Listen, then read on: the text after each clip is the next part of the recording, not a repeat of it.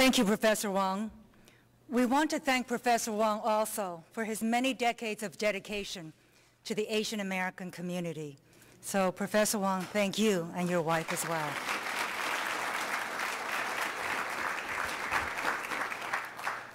On behalf of my father, Dr. James S.C. Chao, sisters May Chao, Christine, Grace, and Angela, and their Chinese names are Zhao Xicheng博士, Zhao Xiaomei, Zhao Xiaofu, Zhao Xiaoting, and Zhao Anji. We want to thank you so much for bestowing this award to my family and to me, and to memorialize the life and legacy of my beloved late mother, Ruth Mulan Chu Chao, Zhao Zhu Mulan. You know, my parents grew up in one of the most tumultuous times of 20th century, where they saw the land of their birth invaded and devastated by decades of wars. My mother came from a distinguished family in Anhui province, and her family believed in the value of education for women. So she was able to attend school, including Mingde High School for girls in Nanjing. My father was born in a small farming village outside of Shanghai in Jiading. Outside of Jiading, it's called a Malu. His father was a respected school teacher. So his parents always emphasized the importance of education. And education was always a struggle in rural China.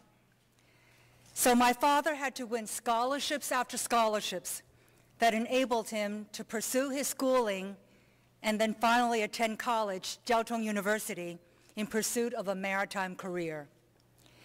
It was only during the social upheaval of the times that these two young people of such disparate backgrounds were able to meet. But war made their relationship very difficult. In 1949, my father boarded a ship to finish his last requirement for graduation. He, after all, was studying marine engineering, and so he needed to finish his seagoing apprenticeship.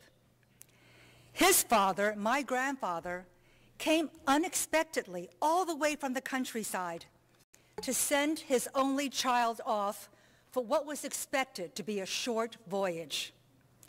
Several days after my father's ship left the port of Shanghai, the government changed. With all the ports blockaded, his ship set sail for Taiwan, and he never saw his father again. But he remembered, my father remembered, this refined, beautiful young woman that he met on the mainland. And so he set about to look for her on Taiwan. It took him nearly 2 years before he was able to find her, win her hand in marriage, and start a new life together. My father quickly rose to become one of the youngest ship captains of the time at the age of 29. But he always emphasized education. And so he pursued his education, studied on the side, and scored #1 in the national examinations, shattering all previous records. Because of this achievement, he was able to go abroad. But this opportunity meant at that time leaving behind his 7-month pregnant wife with 2 young children, 2 daughters. And even though my mother didn't know how long the separation from my family was, my mother supported his decision to go to America to seek a better life for our family. It took my father 3 long years before he was able to bring my mother, my 2 sisters, and me to America. So he did not see his 3rd daughter until she was 3 years old. The initial years in this country are obviously very difficult. Adjusting to a new life in a new country with a different language and culture was not easy. The feelings of vulnerability and anxiety that new immigrants possess are ones that I still remember. But through it all, my mother's quiet determination, resilience, hope, and optimism guided and strengthened my father and our family. A lifelong advocate of the importance of education, My mother herself fulfilled a lifelong goal interrupted by the wars in China when at the age of 53, she finally got her graduate degree with honors with a master's degree in Asian literature and history.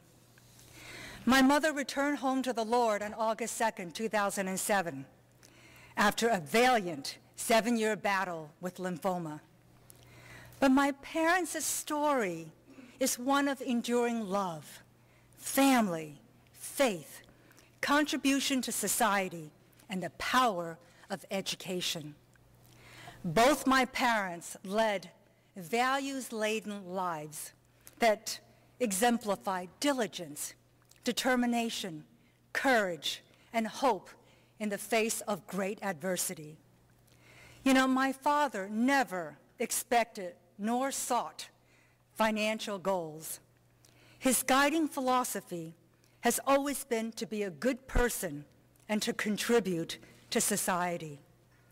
My mother was a full partner in this goal. Her spirit of altruism, generosity toward others, and contribution to society are values that we hope will inspire others.